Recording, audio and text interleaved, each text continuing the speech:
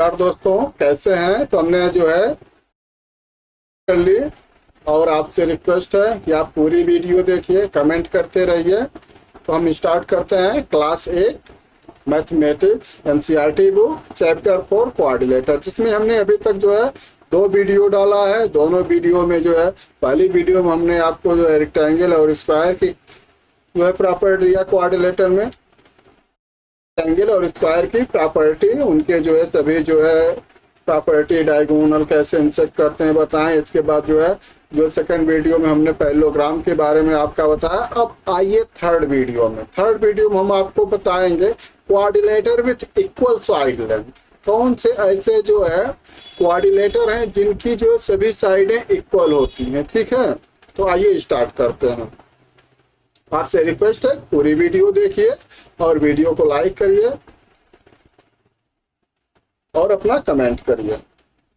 तो square that only coordinator have equal side length, क्या सिर्फ एक जो है स्क्वायर ही जो है कोऑर्डिनेटर है जिसकी जो है चारों साइड इक्वल होती है, या और भी कोई है? आइए स्टार्ट करते हैं। Draw two equal side A B and A D. इस तरह से हम दो इक्वल साइड जो है ड्रा करते हैं। ए आपका जो है 50 डिग्री एंगल्स पे है। अब इसमें हम क्या करते हैं कि सेम जो ए बी की लेंथ है, ठीक है, इसी के बराबर जो है ए डी की लेंथ ले लेते हैं। ठीक, और सेम जैसे फिगर सेकंड में दिया गया है, हम दूसरा जो है सेम लेंथ का जो है इंटरसेक्ट करके इसको मिलाते हैं इस तरह से। अब क्या बन गया, इसमें क्या है, ए भी इसके बराबर है, ए भी इसके बराबर, चारों साइड इक्वल।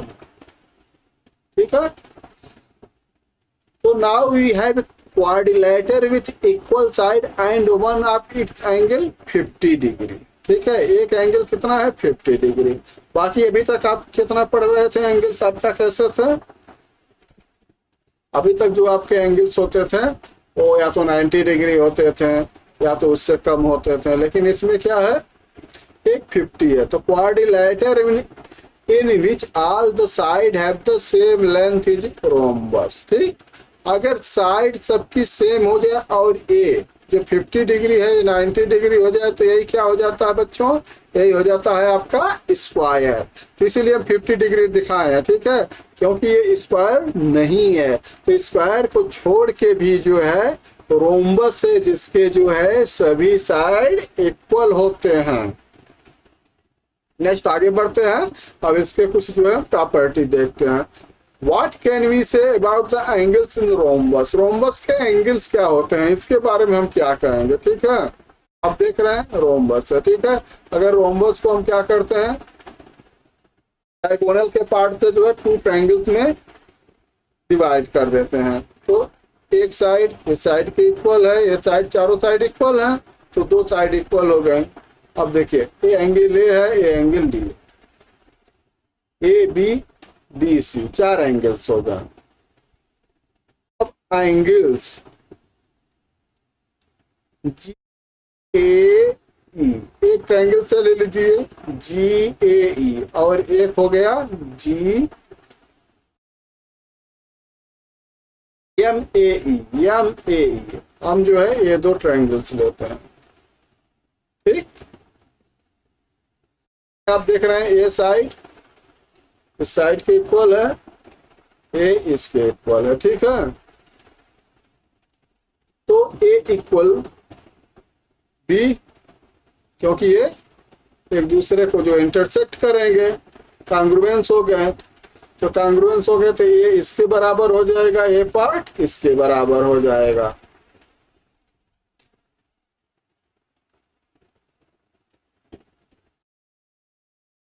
ठीक है, और उसी तरह से आप इसको देखेंगे तो ये पार्ट जो है इसके पार्ट के इक्वल हो जाएगा। इसका मतलब क्या हो गया, देखिए ए 50 है तो ये भी 50 होगा, ए है तो ए है। वैसे भी आप देख लेंगे कि ये ट्रायंगल है, ये दोनों साइड इक्वल हैं। ठीक है, तो किसी ट्रायंगल्स में क्या होता है, इक्वल साइड के हैंड की जो एंगल्स होते हैं वो क्या होते हैं, इक्वल होते हैं। तो ये दोनों साइड इक्वल है तो ये दोनों एंगल्स इक्वल हो जाएंगे। ये 50 है, अगर इसकी वैल्यू भी आप निकाल सकते हैं। ये 50 है तो कितना हो जाएगा, 180 माइनस 50, 110 नहीं सॉरी 180 माइनस 50, ठीक है। तो कितना आ जाएगा आपका 130 आ जाएगा। 2 से डिवाइड करेंगे तो ये हो जाएगा 65 पे हो जाएगा आपका 65 पे दोनों एंगल्स हो जाएंगे। इसी तरह से ये भी 160, ये जो 65 हो गया, ये भी 65 हो गया।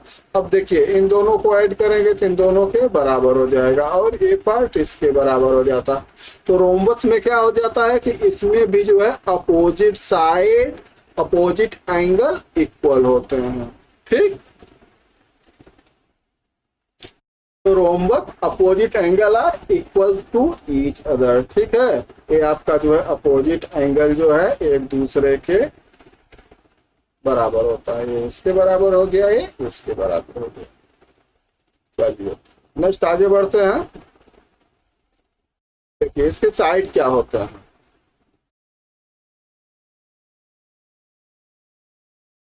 पैरेललोग्राम में क्या होता है, अगर हम इसको ये देखें,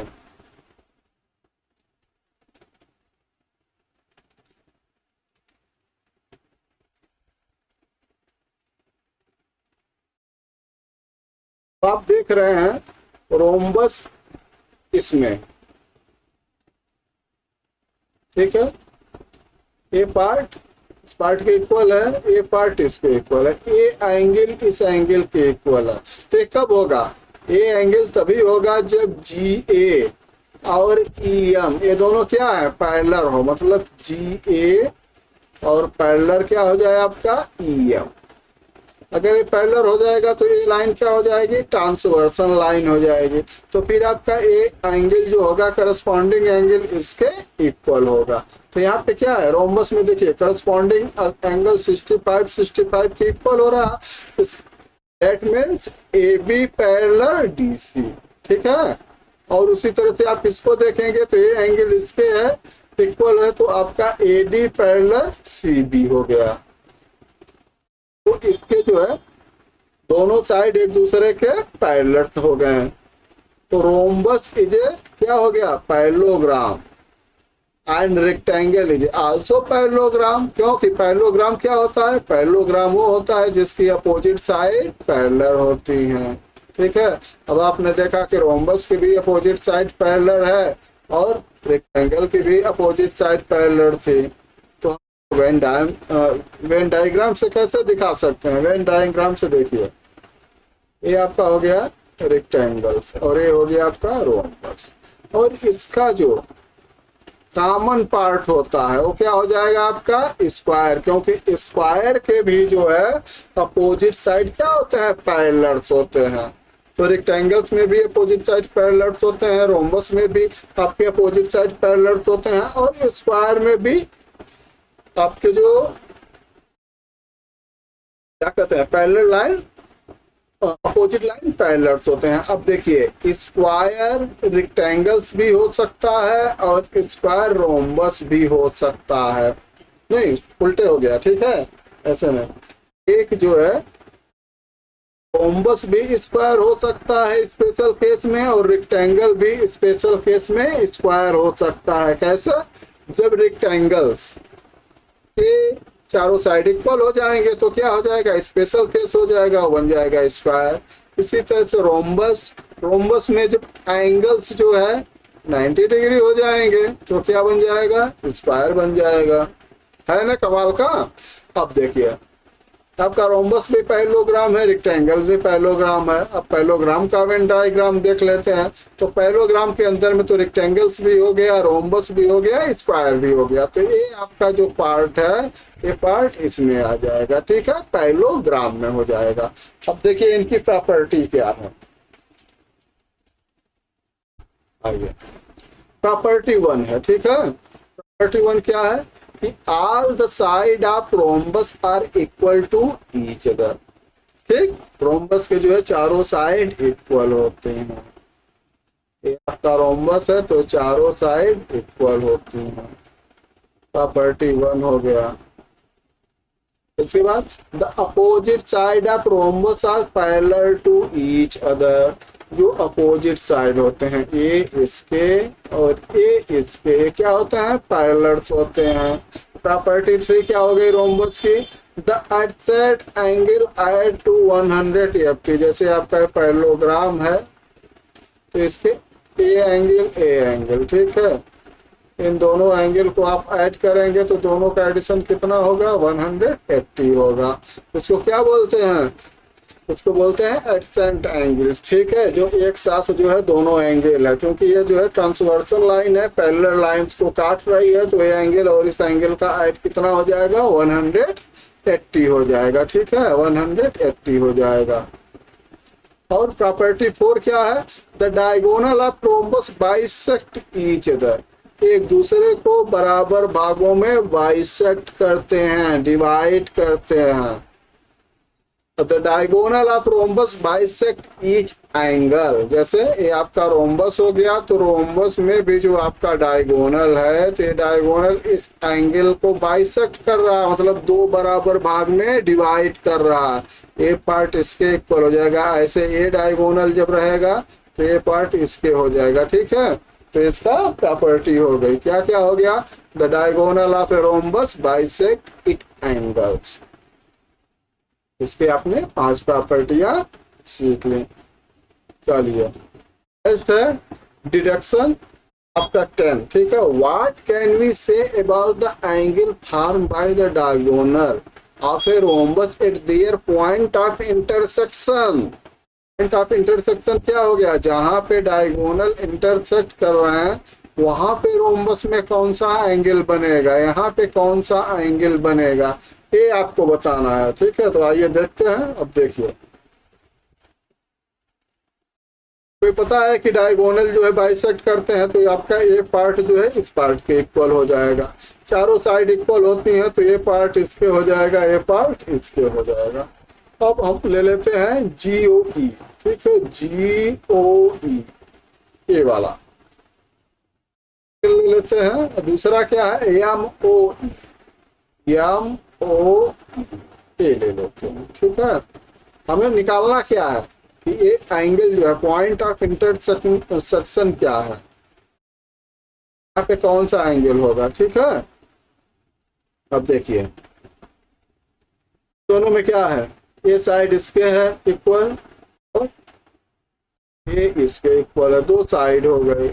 तीसरा क्या हो जाएगा, ये कॉमन हो गई, ठीक, तो तीनों एस हो गया ना, साइड साइड साइड हो गया, साइड साइड साइड होने से क्या हो जाएगा आपका, दोनों कॉन्ग्रुएंस होगा। अब देखिए प्रॉपर्टी,